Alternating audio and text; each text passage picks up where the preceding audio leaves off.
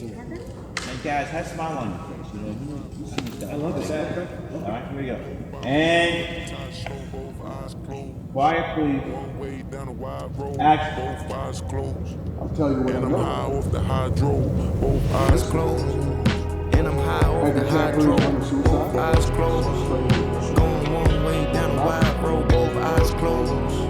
Hope I don't drown, but the tide slow, both eyes closed. One way down the wide road, both eyes closed. And I'm high off the hydro, both eyes closed. Anytime I get a chance to hit, man, I'm sick. Seen some shit that made me cry, baby died from genocide. Middle finger to the man, fuck the clan, I know you hate my kind. God tell me why my kind gotta suffer worldwide. Mama tell me why you slaying pies just to make it by. Papa tell me why you doing time and commit no crime. Hey man for themself on from that's high it's been. Ain't shit changed, might have hit a stain every now and then. Going one way down a wide road, both eyes closed.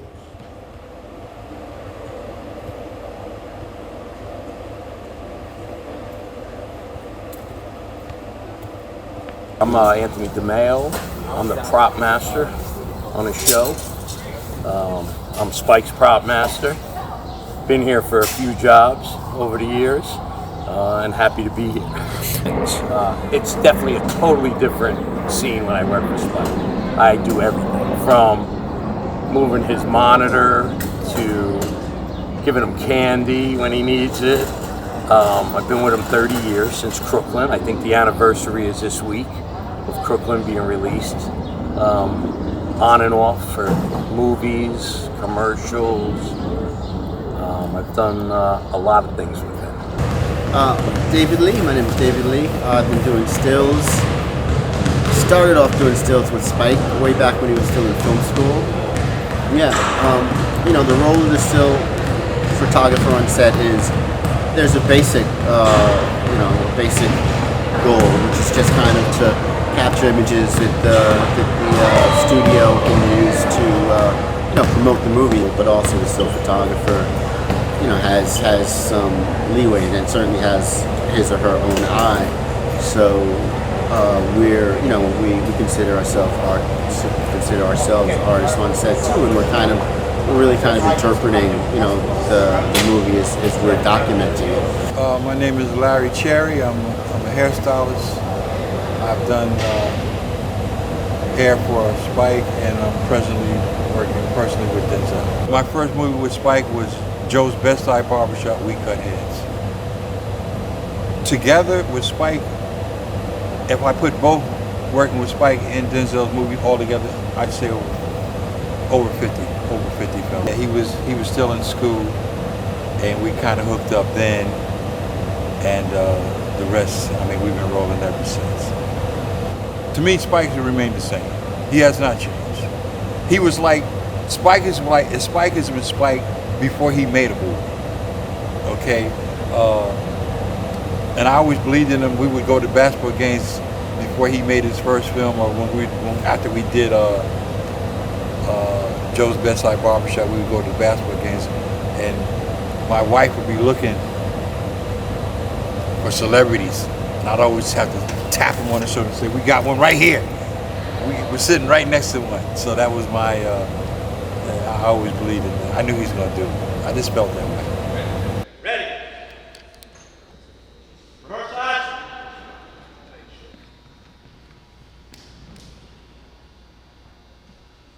You want to do it? No, you know what? You do that first, right? I was going to say, that makes sense.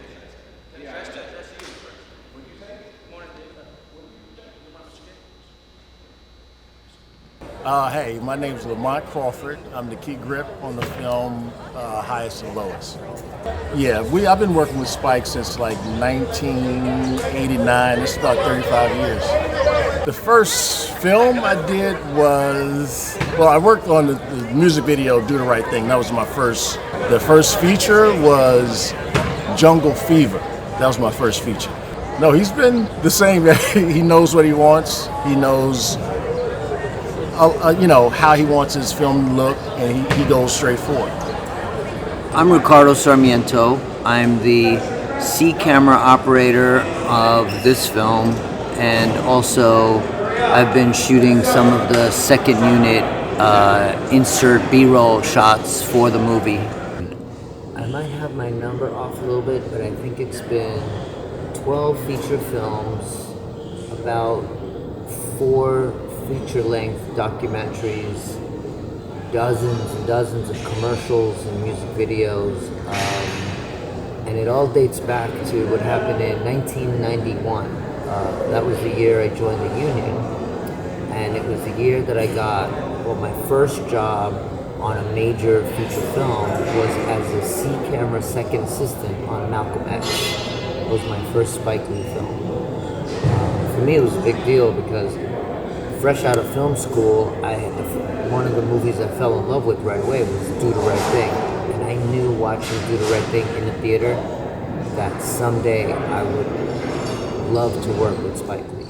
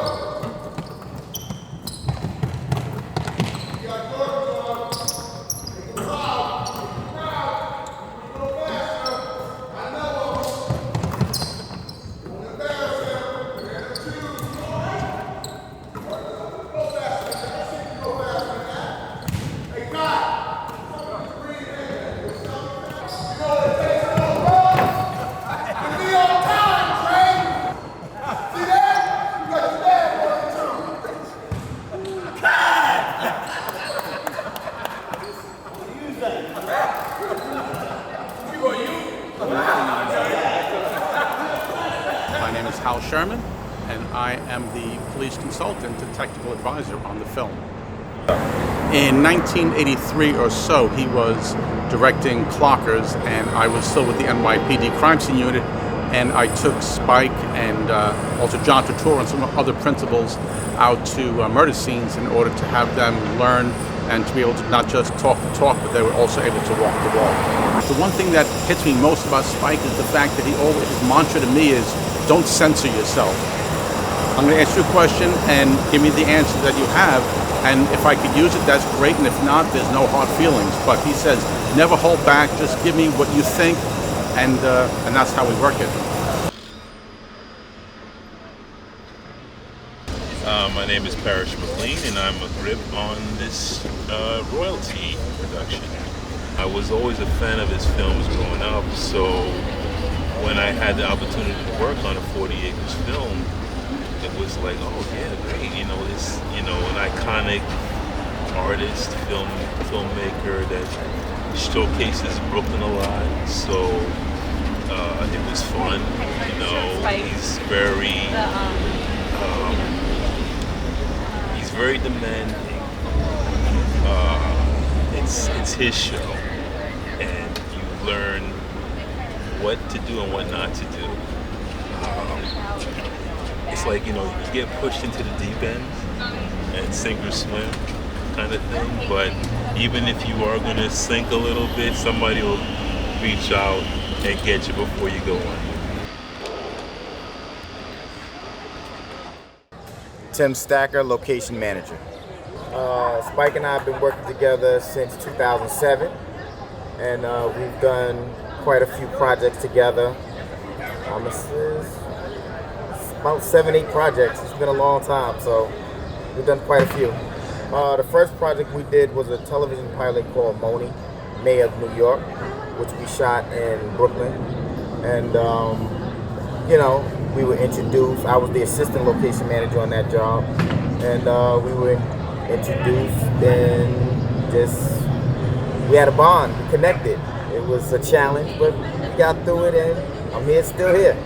My job as a location manager is to read the script and bring it to life visually by way of location. I'll read the script. Of course, as reading the script, I have my own ideas on what I'm thinking it is, but then I will sit down with the director and find out what is his vision. And my job is to actually bring his vision to life. Brooklyn is Spike's hometown, so, those locations gotta get them. Got to get them. Gotta get them. It's, you know, the Bronx, I might get away a little bit. Yeah, Spike, they giving me trouble in the Bronx, this, that, and the other. But it's, without being said, I have to get it regardless, whether it's the Brooklyn, Bronx, or Manhattan. It has to be done. If he wants it, I gotta figure it out. I have to get it done.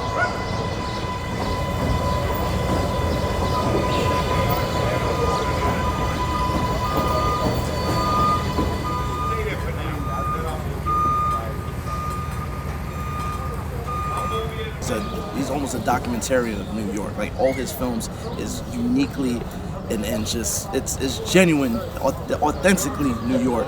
Hey, my name is John Marin and I'm a production assistant. I've known Spike for almost 11 years now, and you know, I tell people all the time that's never been to New York. You want a dose of New York, you want a little taste of it, go to the Spike Lee joint. You know, especially in the summertime. Do the Right Thing and movies like that. Like, you know, it's so you feel you're a part of history. I think that most of Spike's movies that are set in New York use the city of New York as a character in the movie. Inside Man was one of them. Everyone that's a New Yorker relates to Inside Man in a unique way because we went to great lengths to shoot the locations for Inside Man and the cutaway shots that really like make you feel, make you recognize the streets, the subways, the flavor of New York. It's unbelievable because we make the real New York. This is what the real. When you look around us, this is what New York is. It's not Midtown Manhattan and some high-rise penthouse. We shoot Spike movies in neighborhoods, in real places. Brooklyn, Fort Greene, up here in the Bronx. I mean, we do it for real, and it's real. The people are real, the vendors are real, everything's real. I mean, even the crew's real. When you do a Spike job, you do it 100% for real. It's legit. There's no faking anything. The people, the extras, everything. It's all legit. He loves sports, you know, so he's just an absolute sports fanatic. So there's that part. This kind of less is more of his, you know, kind of background influences on his voice. So we're absolutely from Brooklyn, you know, half the stuff we wear, you know, I'll wear a Brooklyn cap, I'll wear a Brooklyn cap. You know, there's a strong identity, you know, a strong connection to Brooklyn. In days like today, when we're in the middle of the Bronx, and you know, he just tries to infuse the culture as much as he can. He's the man of the people, you know. In between, while we're setting up shots, he's shaking kids' hands, he's taking pictures. He's that dude. He's like the mayor of New York, you know what I'm saying? So it's like he represents New York in a different way, and it is deeply personal. Everything he does is deeply personal. If you know him, You gotta look at the camera up there.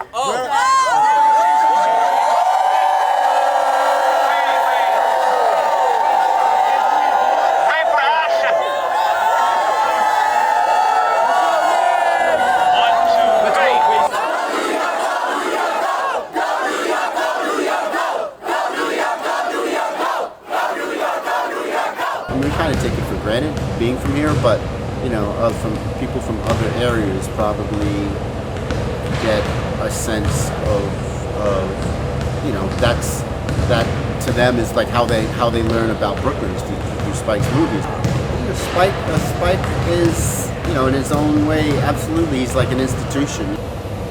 As a New Yorker, he has it to make it happen. I mean, I know he's done New York proud. I mean, I was with him from the beginning, so it's built up over the years, the more respect he's gotten. But he's New York. He's really Brooklyn. But we'll never see him in a net hat. The incomparable Eddie Palmieri and the Salsa Orchestra.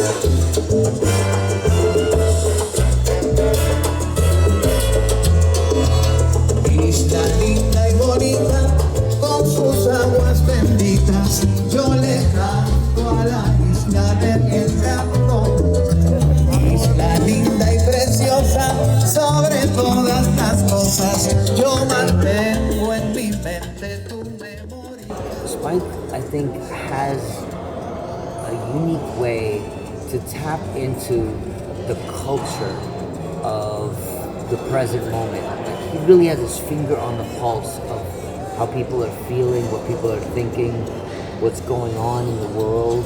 His passion. His passion is deep. And he puts 100% in everything he does, and he expects 110% out of us to give him the stuff that he needs so he can get what he needs done. If we're not giving that, we're out of here. I'll say his drive, his energy, his will to get things done. He knows what he wants.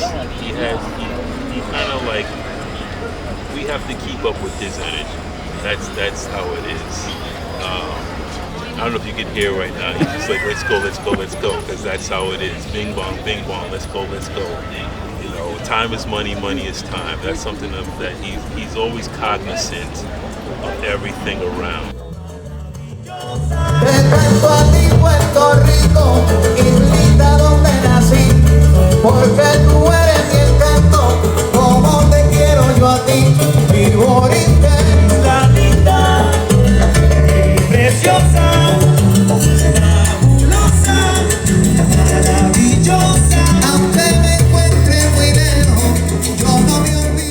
I think what makes Spike Lee movies unique is that he's a risk taker. He's bold, and he doesn't pull punches ever. I think from my first experience with Spike Lee on Malcolm X to now, he's just become more of a risk taker. And sometimes he's very unconventional in the way he tells his stories. I mean, he's pretty consistent. I don't know that much changes. The budget's changed, that's for sure. We've done it for nothing, and we've done it for a lot. A lot makes it easier for us. But yeah, I mean, he's the same guy. He treats me the same for a long time. Treats my kids great. I don't find a lot of change in him. Besides, we're getting older, that's it. I mean, we're definitely getting older. There's a very strong voice, and he instills that in everybody that works for him. So he wants us to, think independently and be creative on the fly. So if, as a camera operator, if I see a cool moment, if I see something interesting that just happens, it doesn't matter if it's scripted or if it's rehearsed. We're inspired to capture it in the moment. Yeah, it's definitely a family-oriented feeling that you get working on a 48 this production. It becomes a family of sorts. We work together. Even after we work different jobs, and that's just Spike jobs.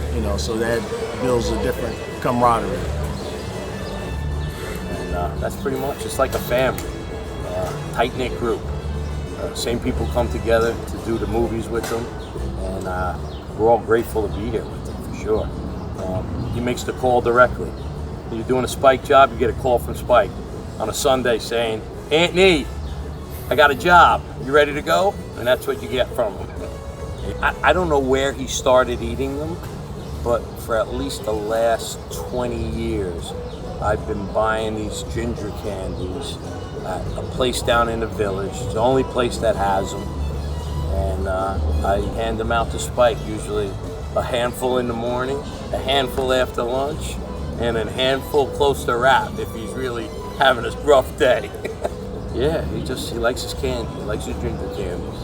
I won't tell you that other people take them from me when he's not looking, but it happens. I've never worked for a director that calls me up on Sunday and says, "I got a job." He keeps a close group. It's a family of people. I mean, I can't tell you the exact date, but after 9/11, at some point he called me up to see how I'm doing, to see if I was involved, to see how I was physically, see how I was emotionally. And when my first child was born, Spike called my wife to congratulate her. A lot of people will be thinking, really? But I mean, I have what I like to think is a rather good and pleasant personal and professional relationship with him. And if I disagree with him, just like he says, don't censor yourself. Tell me what you think.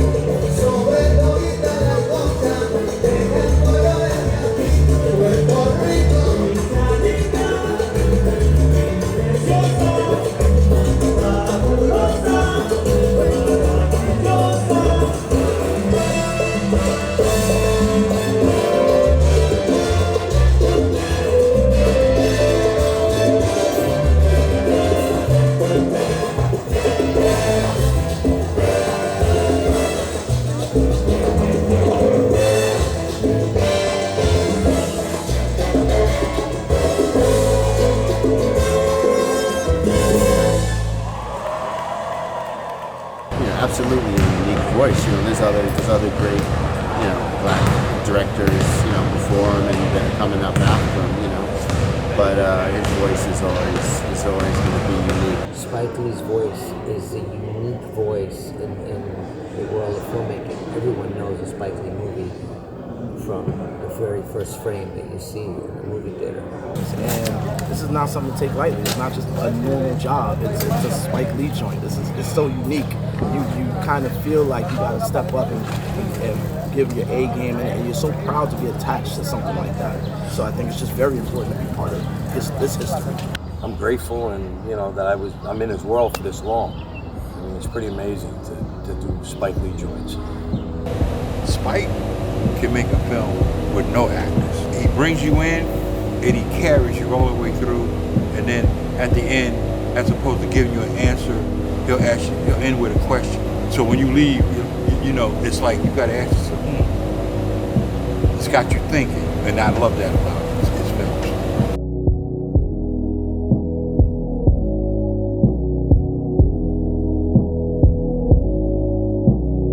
I ain't fuck with saying cause I never sold my soul.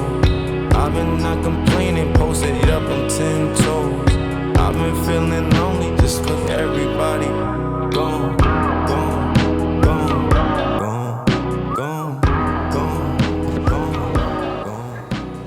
Jordans on. Carolina guy. Carolina guy. Make it proud. Yeah, you got Jordans on. What does Mike say about this? Who's Mike? Go! Go!